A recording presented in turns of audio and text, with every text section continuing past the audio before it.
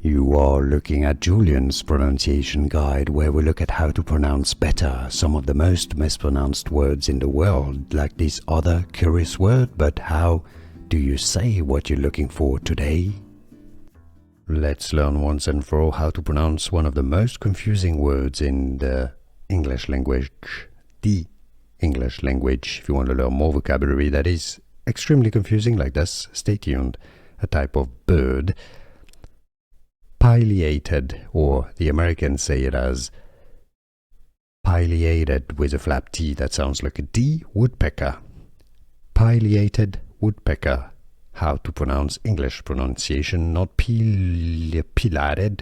No, it's not pilates. Pileated woodpecker, or American English pronunciation, pileated woodpecker. Here are more videos on how to pronounce more confusing words and names too many mispronounced. Like this video if you found it useful. I appreciate your support. I'll see you soon and thanks for watching.